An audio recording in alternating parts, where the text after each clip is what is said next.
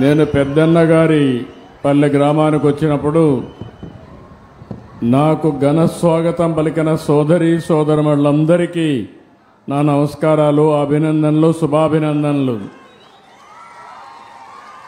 మన మీటింగ్ ప్రారంభించుకునే ముందే ఈరోజు ఈ గ్రామానికి వచ్చే సమయానికే నాకు ఒక దుర్వార్త వచ్చింది. నిన్న మొన్న పెద్ద ఎత్తున తుఫాన్ వచ్చిన టెక్నాలజీ ఉపయోగించుకుని టెక్నాలజీని సమర్థవంతంగా ఎదుర్కోగలిగాం.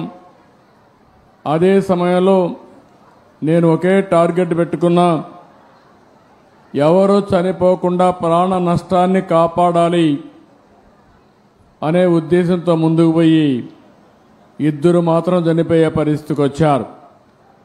అది కూడా ఒక అతను పడవ ఉందంటే అక్కడికి వెళ్ళిపోయి దాన్ని బయట తీసుకురావడానికి ప్రయత్నం చేసి అతను చనిపోయాడు. ఇంకొక అతను ఉదయం అయితే ఎక్కడికి నేచురల్ కాల్స్కి వెళ్తూ ఉంటారు, అలాంటివి పోవద్దని చెప్పినా బయట వెళ్ళి చెట్టు పడిపోయి ఒక ఆయన చనిపోయాడు. కానీ ఈరోజు మీరు చూస్తే కాశీబుగ్గ టౌన్లో ఒక ప్రైవేటు వ్యక్తి వెంకటేశ్వర దేవాలయాన్ని కట్టాడు.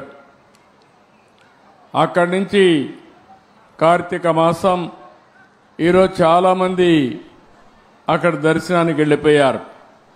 కనీసం ఆయన చేసినప్పుడు పోలీసుకు కూడా చెప్పలేదు. చెప్పుంటే పోలీస్ ప్రొటెక్షన్ పెట్టి ఎక్కడికక్కడ కంట్రోల్ చేసేవారం. అది చేయని దానివల్ల అక్కడ వచ్చిన వాడు కూడా ఒక ఆర్డర్ ప్రకారం లేకుండా, క్రమశిక్షణ లేకుండా 9 మంది తొక్కిడికి గురయ్యి చనిపోయే పరిస్థితికి వచ్చారు. 5 మందికి ఇంజరీస్ కూడా అయినాయి. ఇది చాలా బాధాకరం.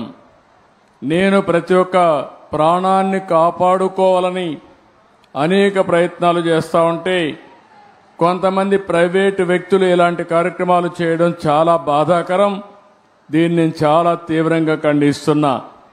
రాష్ట్రంలో అందరికి కూడా విజ్ఞప్తి చేస్తున్నా, మన ప్రాణం చాలా ముఖ్యం. ప్రాణాలు కాపాడుకోవాలంటే మనం కూడా ఒక బాధ్యతగా ఉంటే తప్ప ఓసారి వెళ్ళిపోవడం, ఎక్కువ మనుషులందరూ సమీకరణ కావడం, అక్కడ స్టాంపేడ్ జరగడం, ఇలాంటి దుర్ఘటనలు జరిగేదానికి దోహదం చేసే పరిస్థితి వస్తూ ఉంది. ఏదేమైనా మనం గుర్తుపెట్టుకోవాల్సింది, అమాయకులు చనిపోయారు. నేను చాలా బాధపడుతున్నా.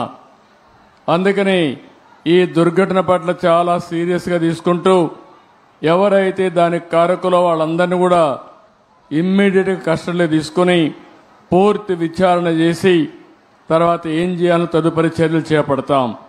ఇలాంటి సంఘటనలు ఈ రాష్ట్రంలో జరగడానికి వీలు లేదు. అందుకే ఒక పక్క దాన్ని చేస్తూనే అమాయకులు చనిపోయారు, 9 మంది ప్రాణాలు కోల్పోయారు. ఆ 9 మంది ప్రాణాలు కోల్పోయిందని నేను చాలా బాధపడుతున్నా. ఏ ఒక్క వ్యక్తి చనిపోకూడదనేది నా భావన. ప్రాణం విలువైనది. అలాంటి ప్రాణాలు పోగొట్టుకున్నప్పుడు మనం కూడా బాధ్యతతోనే ఇది చేయాల్సిన అవసరం ఉంటుంది. అలాంటి కుటుంబాలకు నా ప్రగాఢ సానుభూతి తెలియజేసుకుంటూ చనిపోయిన వాళ్ళందరికీ మన నివాళులు అర్పిస్తూ వాళ్ళ ఆత్మకు శాంతి కలగాలని, అది కూడా దేవుని సన్నిధిలో చనిపోయారు, దేవుని కోసరం పోయారు. కానీ ఈరోజు వాళ్ళంతా కూడా ప్రాణాలు వదిలిపెట్టే పరిస్థితి వచ్చారు. చాలా బాధేస్తుంది. ఏదేమైనా మనం అందరం నిమిత్త మాత్రం. ఓసారి సంఘటనలు జరుగుతాయి. జరగకూడదని ఎన్ని ప్రయత్నాలు చేసినా కొన్ని సంఘటనలు జరుగుతున్నాయి. నేను ఆ విషయాలను కూడా మీతో మళ్ళీ మాట్లాడతాను. కాశీబుగ్గలో జరిగిన సంఘటన పట్ల దిగ్భ్రాంతిని వ్యక్తం చేస్తూ చనిపోయిన వారి పట్ల నా ప్రగాఢ సానుభూతి తెలియజేసుకుంటూ వారికి ఆత్మశాంతి కలగాలని భగవంతుని మనస్ఫూర్తిగా ప్రార్థిస్తూ ఈ కుండ అందరూ కూడా లేచి 2 నిమిషాలు మౌనం పాటించాల్సిందిగా మిమ్మల్ని అందరినీ కోరుతున్నా.